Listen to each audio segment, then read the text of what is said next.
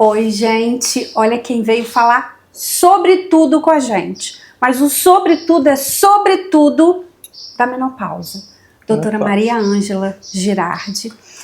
Acho que vocês acompanham ela pelas redes sociais, sempre muito informativa a respeito do assunto. E quando falavam, não, você tem que falar sobre esse tema, já me direcionavam, tem que ser a doutora Maria Ângela Girardi. Cá estou eu. Já agradeço pelo seu tempo, que eu sei que é corrido. Te agradeço mesmo. Eu que agradeço a você, aos ouvintes. Espero que essa conversa de hoje sirva para as reflexões para todas nós mulheres, né? Principalmente as mulheres que estão já no período de atravessar a questão do climatério e menopausa. É um prazer. Uma fase da vida que todas nós estamos passando ou vamos passar, mas ainda assim eu acho que apesar de já ter caminhado, ainda é um tabu. Um tabu. Então eu vou começar com uma pergunta muito, muito básica para a gente dar o pontapé inicial. O que é a menopausa? Isso. A menopausa, olha, é uma pergunta muito interessante, porque a menopausa, quando a pessoa fala assim, nossa, eu estou sentindo aquelas ondas de calor, aquele calor que vem, eu estou às vezes dormindo, um ar-condicionado ligado, e de repente tem que desligar porque eu senti frio, tem que ligar de novo, e a pessoa fala, isso é menopausa, né? Então os sintomas todos, a pessoa coloca a menstruação alterada, será que é menopausa? Mas então, em termos etimológicos, a palavra menopausa quer dizer a última menstruação. É aquela última menstruação. Então veja só, nós não tivemos a primeira menstruação, todo mundo assim lembra, não, a primeira menstruação foi com 12 anos, marcou. A última menstruação a gente chama de menopausa. E todo o período que envolve a menopausa, a gente tem vários períodos, né? A pré-menopausa, a perimenopausa, que é um períodozinho antes, logo antes da menstruação, a pós-menopausa inicial, a tardia. Mas tem um conceito que a gente não pode deixar de falar no meio desse todo que a gente explicou, é o climatério. O climatério, ele envolve esses períodos todos e vai mais ou menos ali de 40 anos até a senescência, 65 anos, mais ou menos por ali. 60, 65 anos, é o climatério. Todo esse período. E o climatério tem um ponto marcante, que é a menopausa. Entende? Então, quando a gente fala de menopausa e tudo que vem, a conversa em cima da menopausa, às vezes a gente está falando de alguns sintomas que já começaram antes da última menstruação, 6, 8 anos antes, que faz parte do climatério. Entende? Então, e por que existe isso tudo? Por causa da baixa hormonal. Eu já estou antecipando a fala. Você vê como é que a gente, que a mulher vai falando. O assunto não tem problema. Mas é porque a menina, quando menstrua, o ovário começa a produzir, já começou a produzir os hormônios, mas o ovário já começa a acelerar os hormônios. Vai, e chega a última menstruação, o ovário entra em queda hormonal. Os principais hormônios ovarianos, nós temos 2 ovários. Os principais hormônios ovarianos são 3, estrogênio, progesterona e testosterona. A testosterona não é só produzida no ovário, ela é produzida na suprarrenal também. Então, importante ali é o estrogênio e a progesterona. E eles vão ter uma queda. E é isso tudo que vai dar os sintomas da mulher. De uma forma assim, muito simples e genérica que a gente colocou aqui. Certo? Você falou que com 40 anos já começa... Mais ou menos. Isso é no geral, assim, todas as mulheres já começam a ter essa queda? Porque na realidade, se você for estudar a última menstruação de acordo com os povos, às vezes uma turma faz lá com 48, a outra com 52, a média no Brasil é 48 anos. Uhum. E a gente sabe que essa deficiência hormonal que o ovário já vai claudicando, diminuindo a produção hormonal dele, é 6, 8 anos antes da última menstruação. Entende? Uhum. Então, é aquela mulher, às vezes, a gente falando um pouco antes da menopausa, que a pessoa às vezes acha que tem que procurar atendimento ali naquele período ali da menopausa. Às vezes ela não sabe. As pessoas que convivem com ela não sabem. Mas 6 a 8 anos antes, costuma às vezes, poxa, minha menstruação ela vinha de 30 em 30 dias, ela está antecipando 2 dias, olha que coisa singela, 2, 3 dias. Mas é só isso? Não. Às vezes começa a irritabilidade, a mulher fica irritada por pouca coisa. A mulher chega e fala assim, doutora, eu não estou me reconhecendo. Eu às vezes brigo com coisa à toa e às vezes eu me arrependo. E às vezes ela sente aquilo ali e a pessoa, aí tem um menino adolescente em casa, o marido, o que essa mulher está acontecendo? Parece uma TPM constante, entende? É irritabilidade. O que é isso? Já é a baixa da produção hormonal, que começa lá pouco antes da menopausa.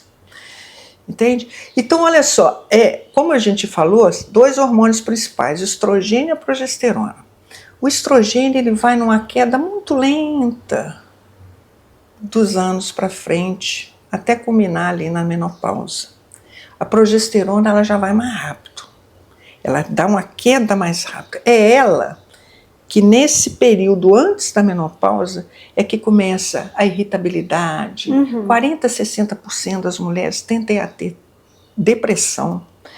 Aí vai no médico. O médico às vezes passa um antidepressivo. E a gente que não tinha um contexto da questão toda, que a menopausa principalmente está sendo estudada mais afinco agora, sabe? Mas hoje às vezes você entra com uma medicação que às vezes o ideal não seria aquela medicação, seria repor o hormônio que está faltando. Porque não é só a depressão, a ansiedade, olha só, a irritabilidade, a memória, a gente chama de névoa mental, sabe aquela mulher que não chegou na menopausa, ou está passando por ela, mas às vezes antes dela. Vai na cozinha, não sabe o que foi pegar, vai no banheiro, não sabe o que foi fazer, esquece nome, sabe aquele nome que não vem, você está cansada de falar o nome e ele não vem. O sono diminuído, né? O entrecortar do sono, acorda várias vezes, entende? Isso tudo é um contexto que às vezes você regula os hormônios dessa mulher. E há de que se dizer, pessoal, que muitas vezes a gente fala assim, poxa, mas então é dar hormônio a essa mulher só? Muitas vezes não é só entrar com remédio. O remédio é importante quando precisa, mas nós temos que entender que essa mulher, todos nós, mas principalmente essa mulher, a gente precisa abrir os receptores. Nós temos receptores para esses hormônios em todo o corpo. E como é que a gente abre os receptores para o pouco hormônio que a gente tem que está começando a diminuir? Alimentação adequada, qualidade, estilo de vida. Atividade física tem que fazer, gente. Atividade física. Ter um sono reparador, um intestino de qualidade. Hoje a gente fala que o intestino é o segundo cérebro. Não basta só a gente alimentar, a gente tem que ter um órgão, que é o intestino, que sabe o que põe para dentro e tem que saber o que põe para fora. Então tem que ter um intestino. Essa mulher não pode estar inflamada. Então a gente pega uma mulher dessa e que às vezes está vivendo inflamada, a gente pega aqui. Não faz atividade, não dorme, fica lá na tela do celular a noite toda, cuidando de tudo. A mulher é um esteio na sociedade hoje. E ela não cuida dela, entende? E é isso.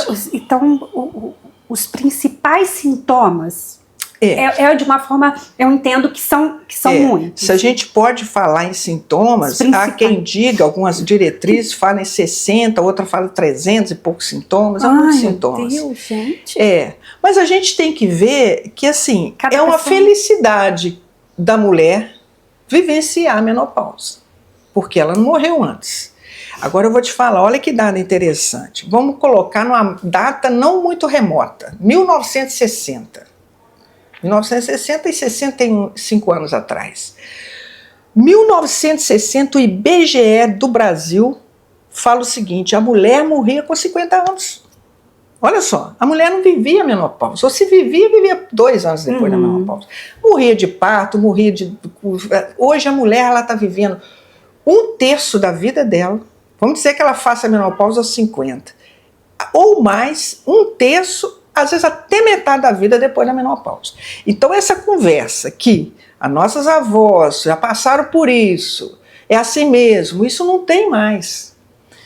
Hoje o tratamento da menopausa dessa mulher que nós temos que acolher, ter um apoio, e há que se diga, os profissionais têm que se capacitar para acolher essa mulher. Porque lá atrás, olha, eu sou médica há 40 anos. Lá atrás, eu já prescrevi hormônios para as minhas pacientes, porque nos eram indicados, existiam os congressos, não tinha celular, não tinha artigo que vinha, semana passada saiu o artigo, não, eram livros, textos, e vinham os profissionais de longe, doutor Espera, Itália, o americano, gente, tem que dar hormônio, a gente dava hormônio. Aí começou a aparecer um trabalho há 22 anos atrás, 2002, e mostrando o seguinte, gente, você tem que parar de dar esses hormônios, está dando câncer nas mulheres, está dando derrame, pode parar e pronto. Aquilo ali é como se tivesse trancafiado o estudo da menopausa e a mulher menopausada para não se falar mais nisso. Caiu a prescrição dos hormônios, eu mesmo parei de prescrever. E aí começou 2016, 2017, já começaram a sair contradizendo esse trabalho. E hoje, o tipo de hormônio que a gente usa são hormônios que a gente fala isomoleculares.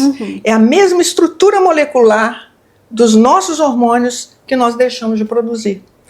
Coisa que antes não era. Antes era o hormônio extraído da urina da égua grávida, o hormônio sintético. Hoje nós temos nossos hormônios. E quando a gente fala assim, a gente não está querendo dizer esses hormônios, implantes, não. A gente está querendo dizer os hormônios mesmo, orientados pelas sociedades médicas, entende?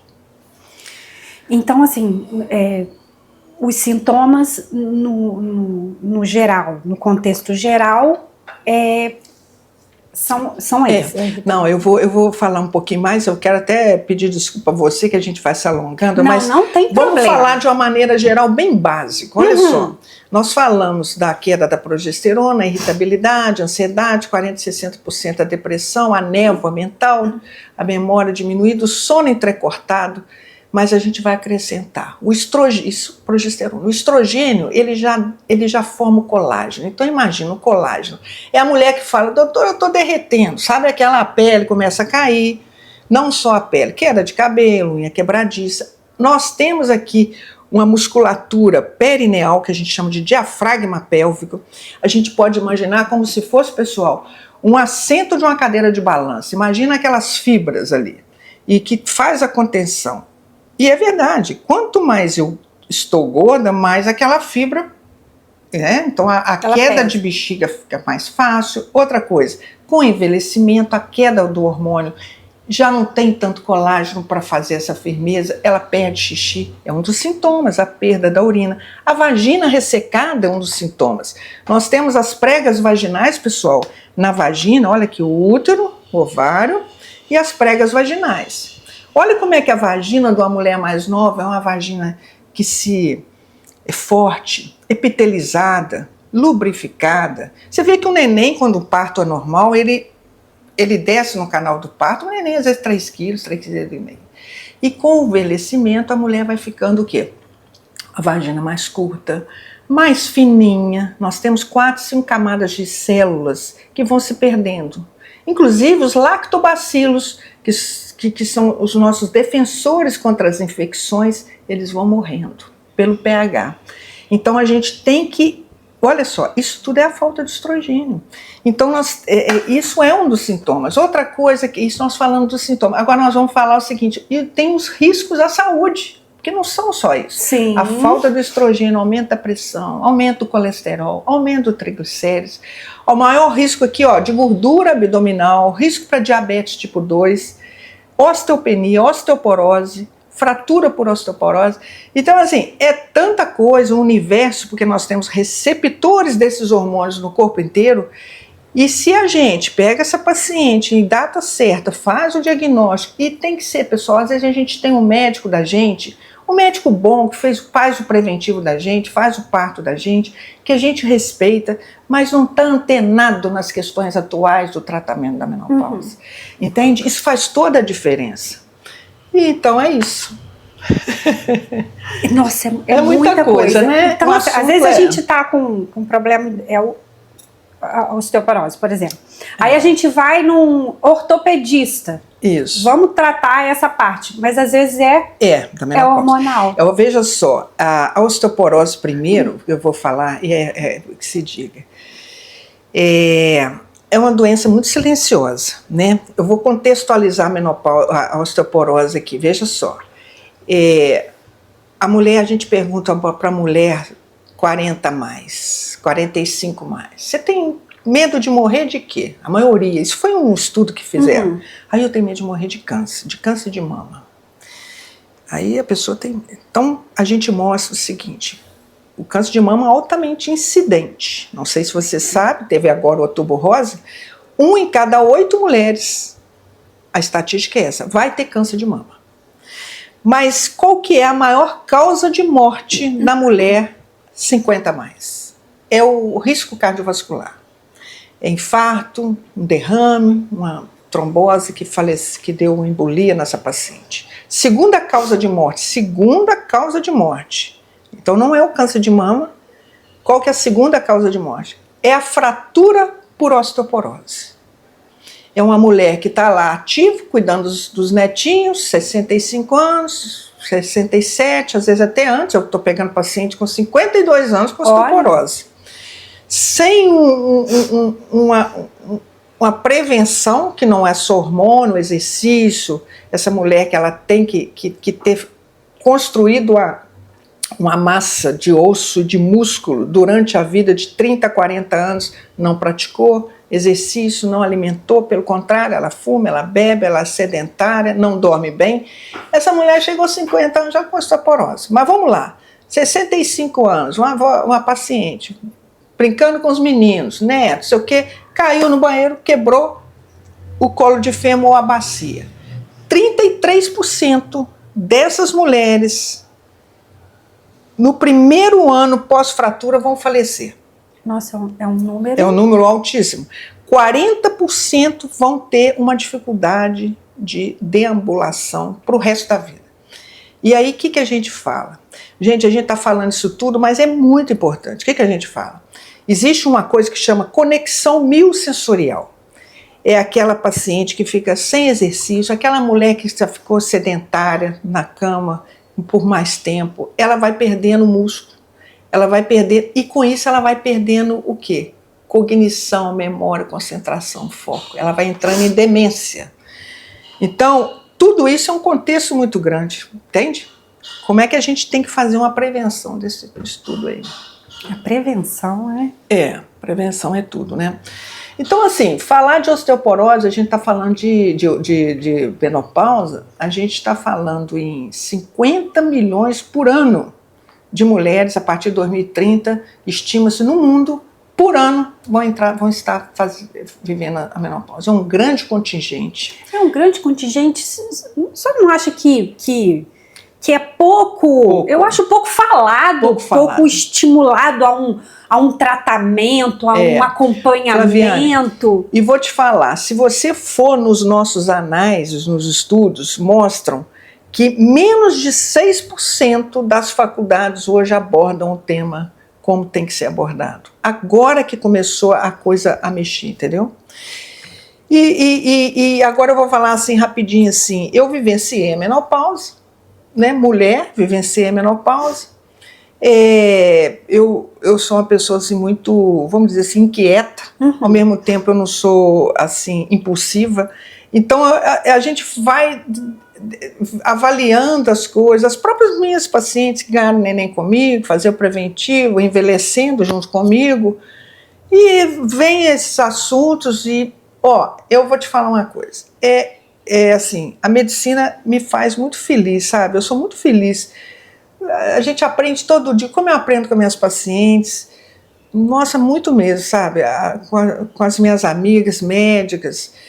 Mas assim, o estudo da menopausa tem me dado tanta satisfação, porque assim, eu tenho assim, visto tanta melhoria nas pessoas, nas mulheres, com tratamentos básicos, com assim, como a gente tira remédio, que às vezes a gente nem quer ficar tirando remédio de outros colegas, mas a gente já conversa com os colegas, vamos tentar desmamar esse, desmamar esse, porque se você entra e trata direitinho, você melhora a qualidade de vida da mulher, né? E se você trata a mulher, quem que melhora? Todo mundo que está no entorno dela, né? É os filhos, o marido, a família, a sociedade. Então, assim, é muito gratificante, né? E eu, assim, comecei a fazer consulta online também, totalmente diferente, eu nunca tinha imaginado um ginecologista fazer consulta online, mas a questão, assim, a mulher fez o preventivo, fez a mamografia, hoje manda a imagem pra gente, a gente entra no laboratório, vê a imagem, e às vezes você pode entrar no tratamento essa paciente, orientando, entendeu? E falando em tratamento, gente, eu já vou até deixar isso aqui, porque as curiosidades... vai tudo assim, né? Os tratamentos, a gente ouve falar que, eu tenho um nódulo, não sei se o nome é esse, você me perdoa não, é isso os mesmo. termos, então eu não posso fazer a reposição.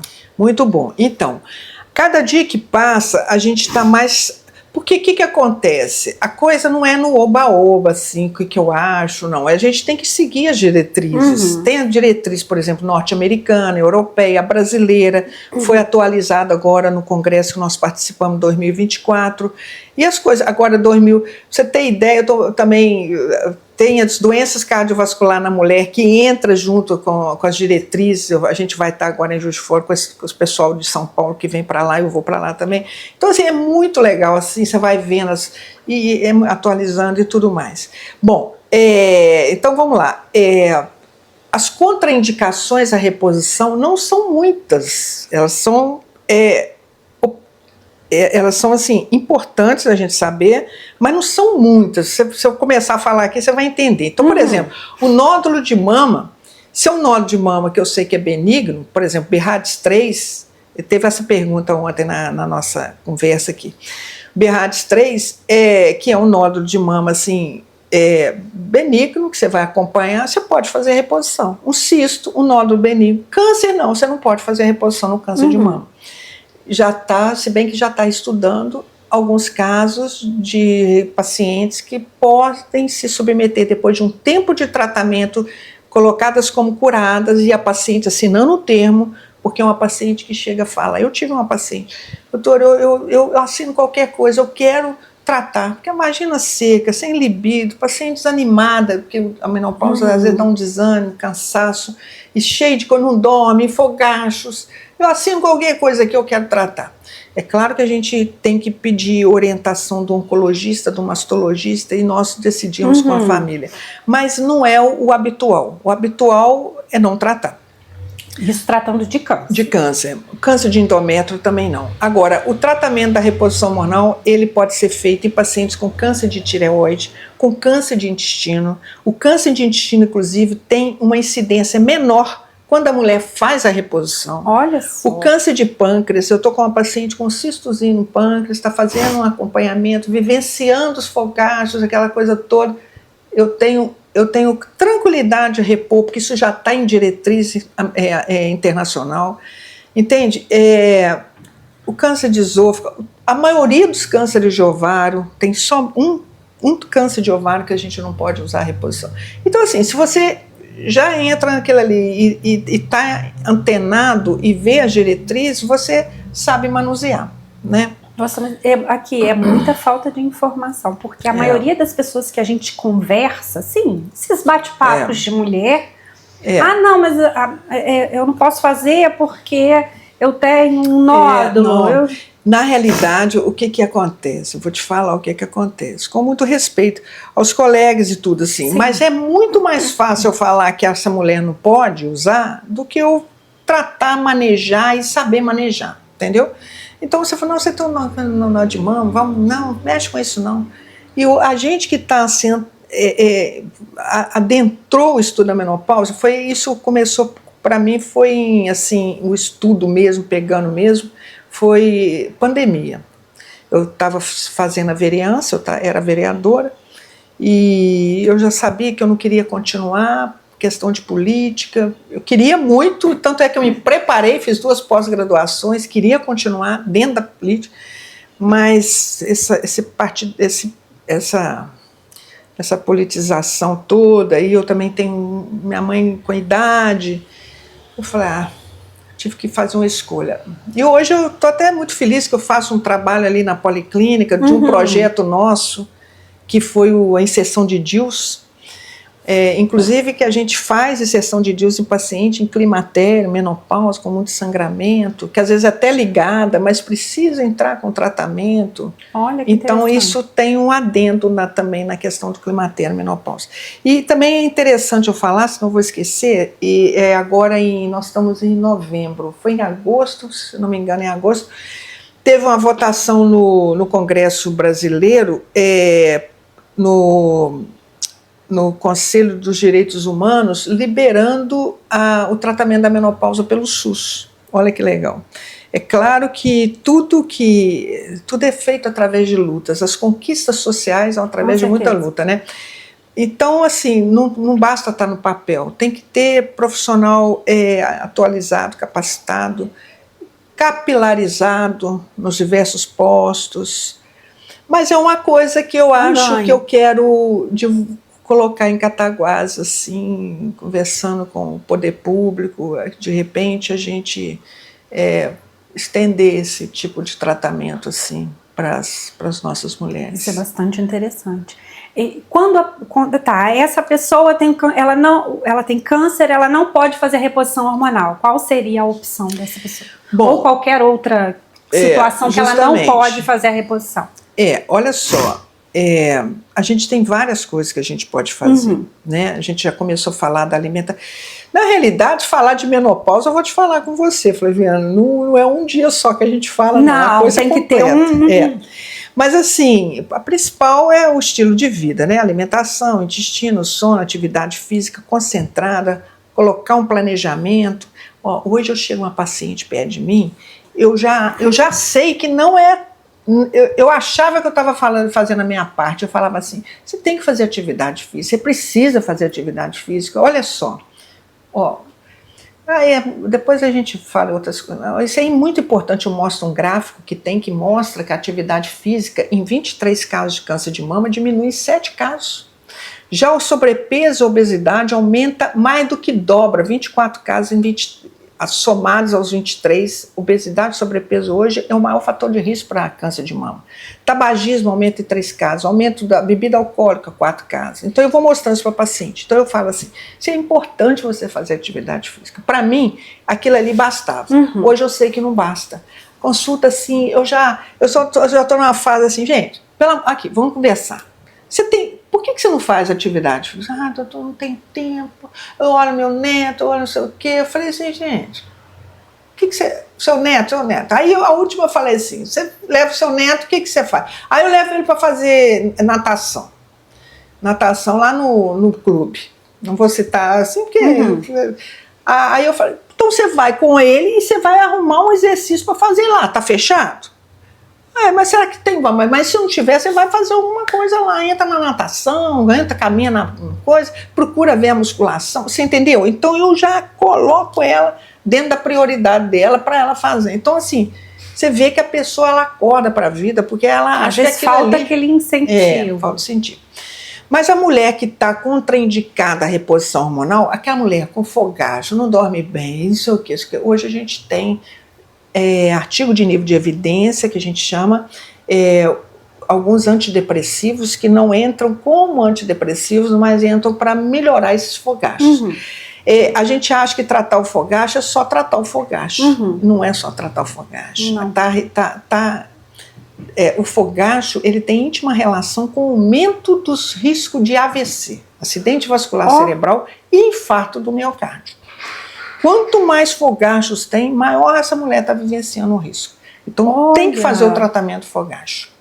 Os fitoterápicos é muito falado aí e tal, mas assim, nível de evidência não tem. E a própria mulher que tem câncer de mama, tem alguns fitoterápicos, como a simicifuga, por exemplo, você não pode usar.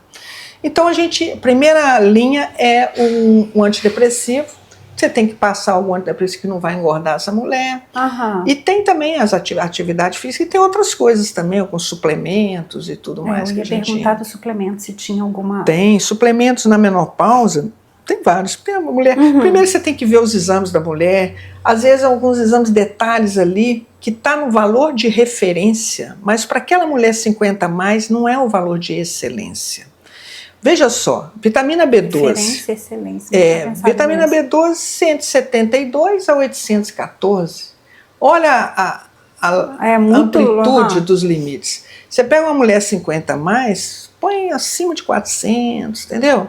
Aí tá lá 200, tá achando que tá bem, queda de cabelo, cansaço. Você melhora aquilo ali, ela já melhora.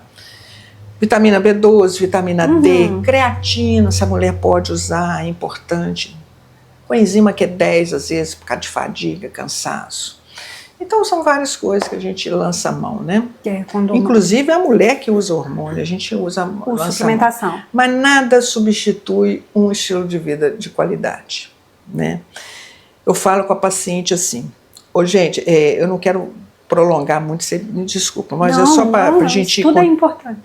Eu falo assim, imagina que você ganha um carro aos 20 anos. Aí, um aqui ganha uma Ferrari e o outro ganha um Fusca. A gente quer dizer o seguinte, a genética deu uma Ferrari, a outra genética deu um Fusca. Passaram-se 20 anos, você vai olhar a Ferrari, ela está acabada. E o Fusquinha tá lá, leva a família para um lado, para o outro, leva não sei o quê, e essa aqui está acabada. Aí você pergunta, poxa, que estrada que eles passaram, né? Que combustível que usou, fazendo uma referência, alimentação, estilo de vida. Dormiram na garagem ou dormiram relento? É a nossa vida. Se a gente quer uma vida na velhice, de qualidade, porque eu quero viver mais tempo, ter anos na minha vida, mas eu quero ter vida aos meus anos. Saber, gente, olha só, você pega uma paciente nova, que não tem força para levantar do vaso sanitário, para pegar uma bolsa. Eu estou falando assim, paciente às vezes 70 anos. Sabe, você tem que ter um banco de osso, de músculo, fazer exercício mais jovem. A gente está 35 a 40 anos, 30 a 40 anos é onde que a gente forma um banco. E depois a tendência é perder. Você tem que evitar de perder, porque vai perder. O homem perde também, mas o homem atinge aqui, ó, o banco dele, a mulher aqui. E o homem perde isso aqui, ó, devagarzinho, devagarzinho. A mulher, ela tá aqui, ela vai aqui. Desceu a menopausa, eu tenho um gráfico. Faz isso, ó, cai. Então, se ela não estiver preparada, é a mulher que vai fraturar, que vai entrar em demência. A mulher tem mais demência do que o homem. Na pós-menopausa, Alzheimer aumentou muito na mulher. Aumentou o uso. Aumentou. Celular, inflamada, come. Outra coisa que tem que falar aqui é que a mulher, essa mulher que nós estamos falando, que está ativa, cuidando dos netos, cuidando do filho, fazendo isso, às vezes cuida do marido que abandonou ela para ficar com outra. Conheço muito. E ele adoeceu, ela traz para cá e cuida dele. A mulher, ela é a esteira da sociedade e às vezes não olha para si própria. Essa mulher, ela precisa olhar para si, né? Essa mulher precisa olhar para si, para se reconhecer e tratar, né? Exatamente, porque fica só no...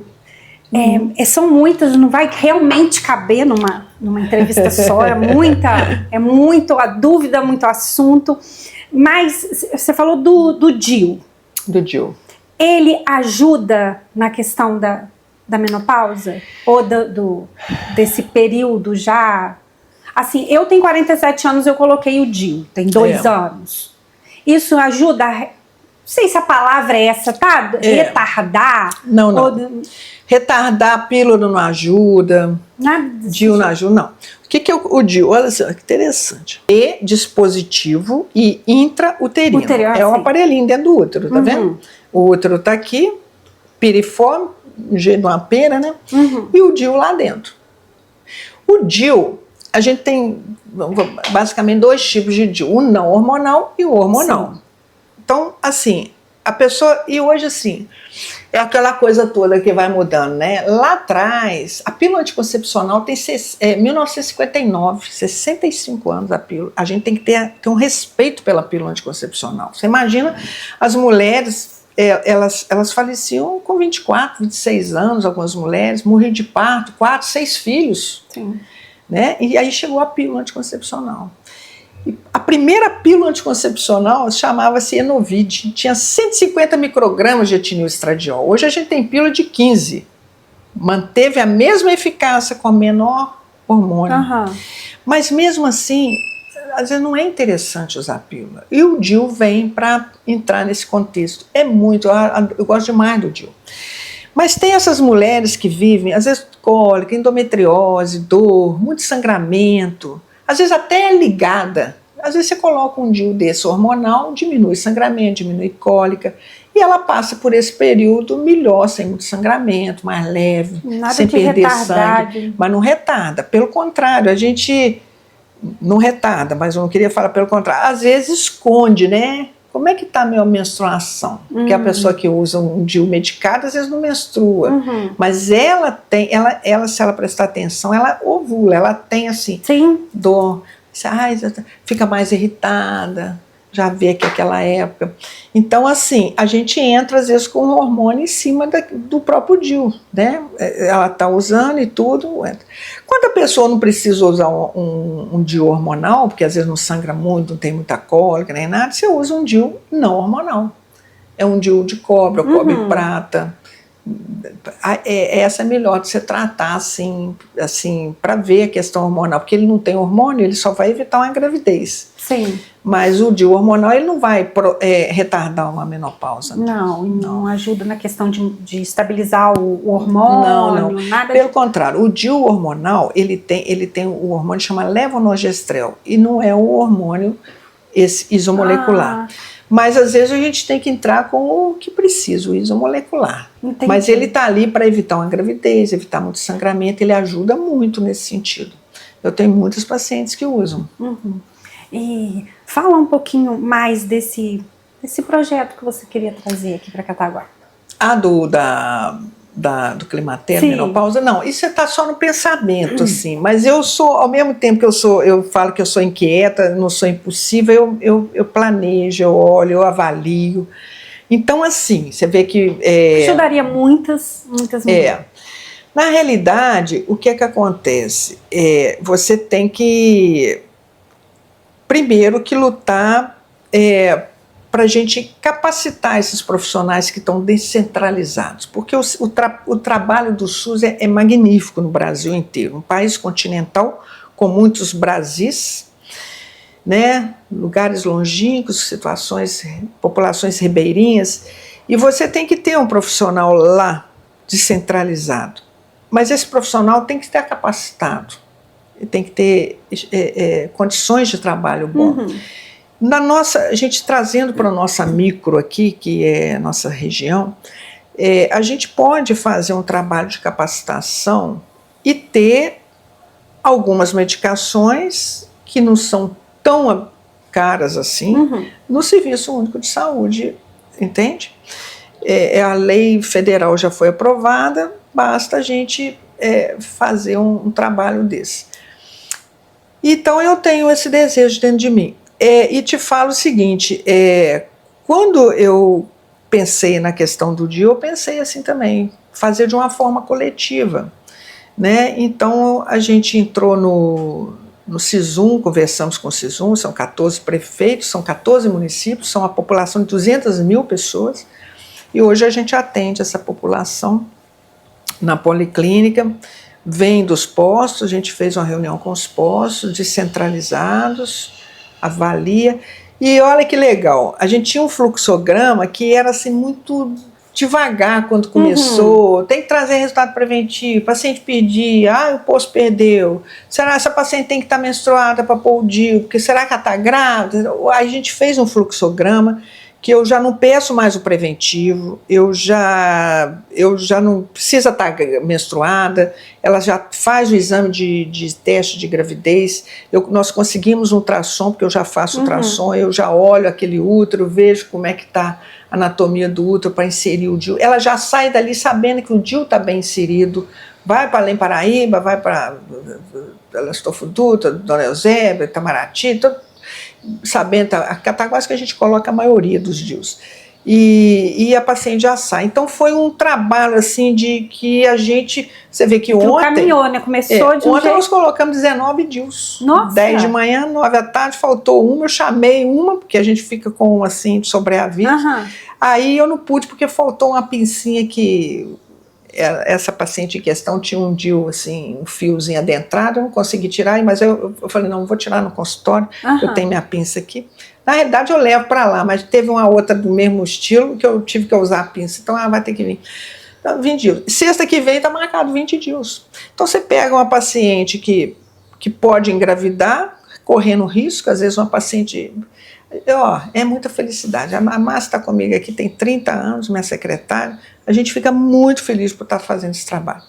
Ela chegou perto de mim e falou, doutora, só não está achando que está pagando para trabalhar, porque a gente ganha pouco e tudo, serviço de saúde, e gasta, a gente, é desgastante o trabalho. Acredito. Falei, não, mas é tão bom. Você vê essas mulheres com um nenenzinho no colo, que não dá certo. A outra que chegou com trombose, a outra que teve um infarto. Teve uma lá que teve um infarto. Trombose há 2 semanas, você vai pôr um DIU. O paciente não vai engravidar, gente. Né? A possibilidade de engravidar é muito rara. Lá tá, o nosso tempo está... um trabalho isso bem bacana. Bem bacana. Agora, só para a gente fechar, o que você diria para uma mulher que está assim, já 40 mais, ou já, não, eu já perdi essa fase do 40 mais, já cheguei na menopausa sem fazer nada? Isso. Para te falar o seguinte, primeiro, para entrar com esse tratamento hormonal, tem que ter no máximo 10 anos após a última menstruação. Se ela passou dessa fase, ela perdeu a janela, chama janela de oportunidade. Mas ela tem muita coisa para fazer, né? A gente orientar os vírus, suplementos, as medicações, melhorar a nível de excelência os exames dela.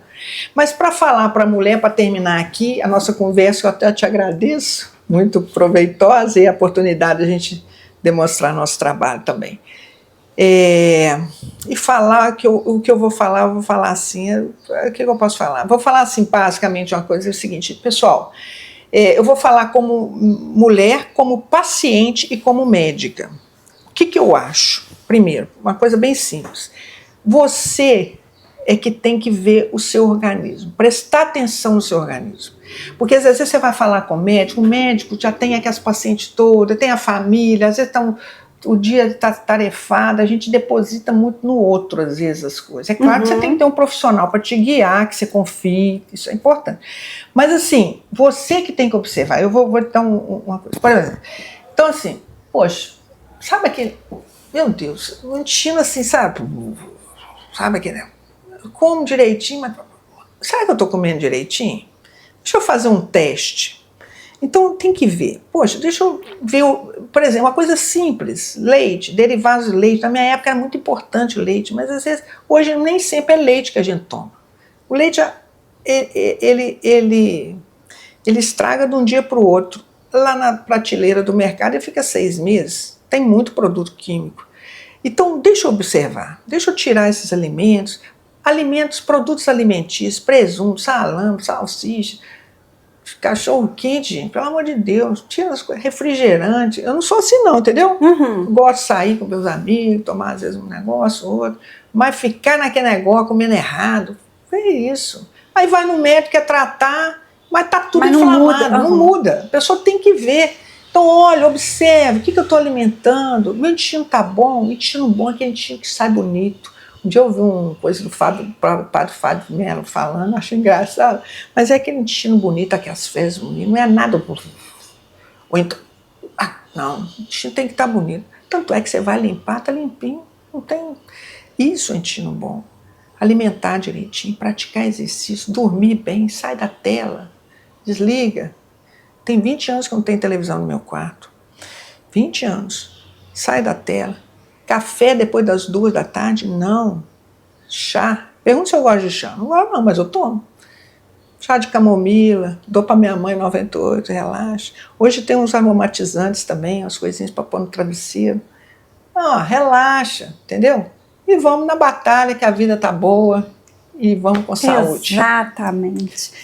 Doutora, muito obrigada. Foi muito proveitosa. Sei que a gente teria assunto aqui para um Muito dia tempo, inteiro. né, Flaviana? Já deixo o convite para uma próxima, para a gente falar mais disso ou falar de outros temas. E tomara que essa ideia aí que tá aí na cabeça, ela crie pernas e braços. Você é a primeira a saber, mas assim, é muito lento, mas é assim que a gente trabalha. Exatamente. Tem que ser por aí. Exatamente. Mas vai, se Deus quiser. Muito obrigada. Obrigada a você, Flaviana, a oportunidade. Obrigada, meninas. Até a próxima entrevista, gente. Tchau. Tchau.